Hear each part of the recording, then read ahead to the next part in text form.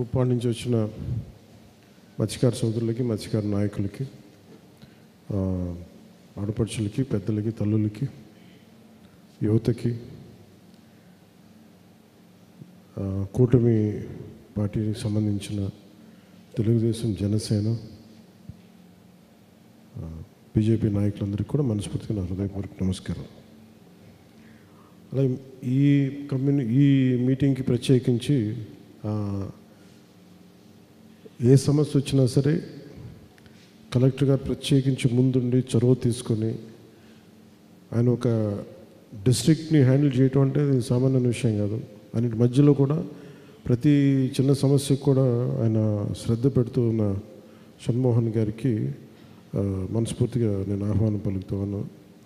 అలా ఏ రోజైతే మీరు ఆ సమస్య బయటికి తీసుకొచ్చారు, ఇట్లా ఉంది, మాకు ఇబ్బంది ఉందనేది మీ ఆందోళన చాలా బాధ కలిగించింది.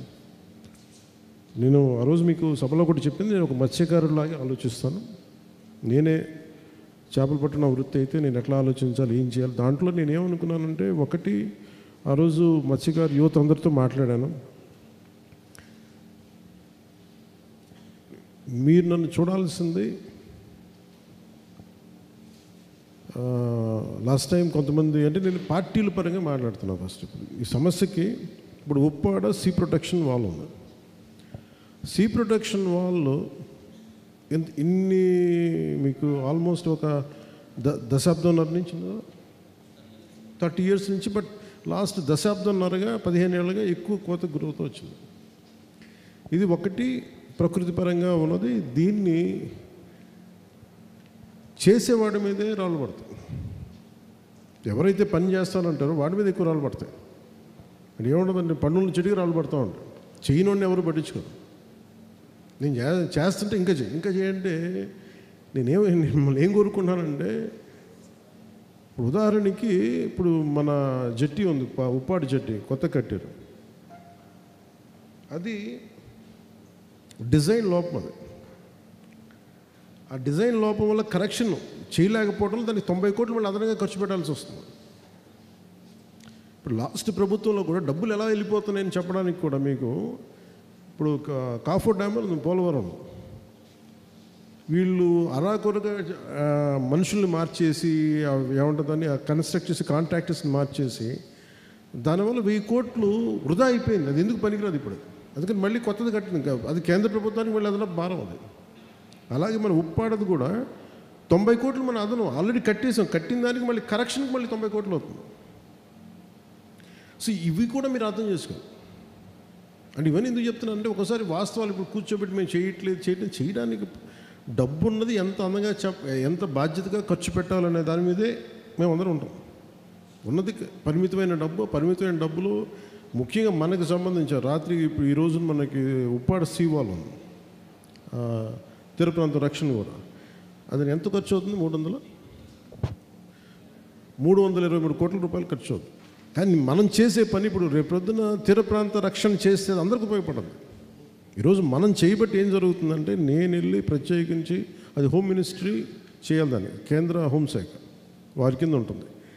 వారితో అనేక పర్యాలు మనలాగే దేశమంతా ఇలాంటి తీర ప్రాంతం ఉన్న చోట్ల సముద్రపు కోత గురవుతున్న ప్రతి ఒక్కరు కూడా చాలామంది అప్లికేషన్లు పెట్టారు, మాకు కావాలని.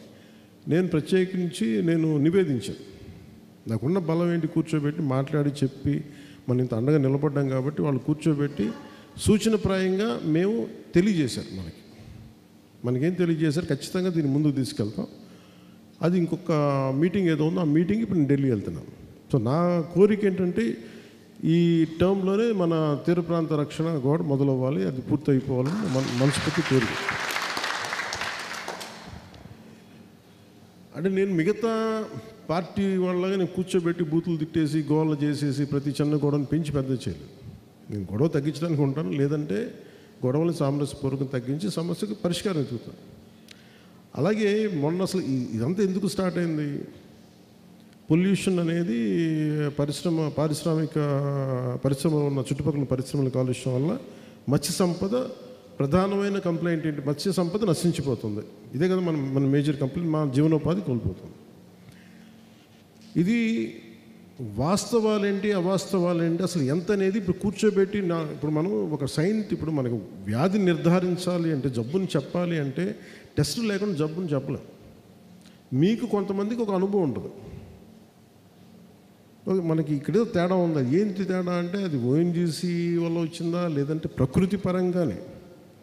ఒకసారి సముద్రంలో కూడా ఎక్కడో పక్క దేశాల్లో ఉండే పొల్యూషన్ కూడా వచ్చి మన తీర ప్రాంతానికి చేరుతుందా కరెంట్స్ వల్ల, ఇవన్నీ తెలియదు. అందుకని మనం కూర్చోబెట్టి దాన్ని నిర్ధారించడానికి నేను డాక్టర్ జో కేడుకూడన్ అని మన ప్రిన్సిపల్స్, మన ప్రధానమైన శాస్త్రవేత్త, మన రీజనల్ మన ఐకార్ అని ఉంటుంది, Indian council of agricultural research and central marine fisheries research institute, ఇది విశాఖపట్నం రీజనల్ డైరెక్టర్. సో వారిని నేను ప్రత్యేకించి పిలిపించాను. ఆయన పేరు మన కలెక్టర్ గారు సిఫార్సు చేశారు. ఆయన కూర్చోబెట్టి నేను ఏం చెప్పానంటే, సార్ మీ ఇన్స్టిట్యూట్ తాలూకు అసలు ముఖ్య ఉద్దేశం ఏంటి అంటే, వాళ్ళు ఏంటంటే మత్స్యం చేపల వృత్తి మీద ఆధారపడే మత్స్యకార కుటుంబాలని వారికి జీవన ప్రమాణాలను పెంచడం. అంటే వారికి ఏదైతే వేట ప్రధానమో ఆ వేట తాలూకు ఆ మత్స్య సంపదని ప్రప్రదంగా దాన్ని పెంచడం, వారి రక్షణకి ఇది. సో నేనేం చెప్పానంటే, ఆయన 100 చెప్పాను నాకు. దాంట్లో ఏం ప్రాక్టికల్ అంటే, ఆయన కొన్ని చెప్పింది ఏంటి అంటే, ఒకటి మనం చేయగలిగే ఉన్నాయి. ఒకటి ముందు తీర ప్రాంత రక్షణ కూడా కాకుండా మెయిన్ ఆయనకి ఇచ్చిన గోల్ ఏం చెప్పానంటే, సార్ ఎంత పొల్యూషన్ చెప్పండి ఫస్ట్. ఎందుకంటే మనం వెళ్ళి స్థానికంగా కొంతమంది ఉండి నాయకులు కూర్చోబెట్టు, లేదంటే నేను కూడా గబుక్కుని భావోద్వేగానికి లోనైపోయి కోపం వచ్చేసి ఒక పరిశ్రమలు అనేస్తే, ఒకవేళ అది నిజం కాకపోతే, ఒకవేళ ఇంకో కారణం అంటే మనందరినీ ఏం చేస్తారో తెలియదు. నేను అబాస్ పాలైపోతాను, మనకేమో స్టాండ్ ఉండదు. అందుకే నేనేం చెప్పాను, ఒక సైంటిఫిక్ పద్ధతిలో పెడదాం సార్, మీరు చూడండి అంటే ఆయన కూర్చోబెట్టి ఆయన చాలా కారణాలు చెప్పారు. అందుకని మేము ఒక 20 చోట్ల మేము శాంపిల్ తీసుకుంటాం. అవసరమైతే డీప్ డైవర్స్ ఉంటారు కొంతమంది మా సంస్థల్లో, మేము వాళ్ళని సముద్రం మా గర్భంలోకి పంపిస్తాం. వాళ్ళు చెప్తారు కొంచెం, మీరు కూడా వాళ్ళని మీ సహాయ సహకారం మీ పడవల్లో తీసుకెళ్ళి ఇలాంటి ఇక్కడ మాకు ఉంది ఇబ్బంది అని అంటే, వాళ్ళు లోపలికి పోయి ఆ లోపల వాళ్ళు ఏం చేస్తారంటే కూర్చోబెట్టి ఆ మట్టిని తీస్తారు. అసలు అక్కడేమన్నా సముద్ర మట్టంలో గర్భంలో ఏదన్నా ఈ పారిశ్రామిక కాలుష్యం ఉందా, అసలు ఉంటే ఎంత ఉంది, అసలు లేదా, వీటన్నిటి మీద వాళ్ళు పరీక్షలు పెడతారు. దీని మీద అది చేసిన తర్వాత మనం నిర్ధారించాలి ఇది అసలు ఎంత ఉండాలి అనేది కొన్ని ప్రమాణం ఉన్నాయి. అంటే కాలుష్యం ఉంటే తీర ప్రాంతాల్లో ఉన్నాయి అంటే మరి ఎంత కాలుష్యం ఉంది, ఏ స్థాయిలో ఉంది, అసలు మత్స్య సంపద చచ్చిపోయేంత కాలుష్యం ఉందా లేదా, ఏం కారణాలు, 100 కారణాలు ఇవన్నీ కూర్చోబెట్టి అది సైంటిఫిక్ అనాలిసిస్ చేస్తారు. మీతో మాట్లాడిన వారం రోజులు చేసామా 5 రోజులుగా, అక్కడ పిఠాపు నుంచి వచ్చిన 5 రోజులకే నేను కరెక్ట్ 5 రోజుల తర్వాత జోగాన్ని పిలిపించి మాట్లాడితే ఆయన చెప్పారంటే, ముఖ్యంగా మేము ఆయన కేరళ వాస్తవ్యులు, మేము కేరళలో ఇలాంటివి చేస్తాం. మనకుంది ఉప్పాడ కొత్తపల్లిలో 7,200 మంది ఫిషర్మెన్ ఇళ్ళు ఉన్నాయి, మన మత్స్యకారులకు సంబంధించి. దీని మీద 25,600 మంది వ్యక్తులు బతుకుతున్నారు, 7,200 కుటుంబాలు వాటిని ఆధారం చేసి. ఇంతే కదా సార్, మన 25,000 మంది 25,600 మంది. దీనికి నేను ఏం చెప్పానంటే, ముందుగా చెప్పాలి, రెగ్యులర్గా అసలు పర్యావరణంలో ఎంత కాలుష్యం ఉందో అది మీరు రెగ్యులర్ ఆడిట్ ఒకటి చేయాలి సార్. అది నేను ఫస్ట్ రాగానే అదొకటి తెలియజేశాను.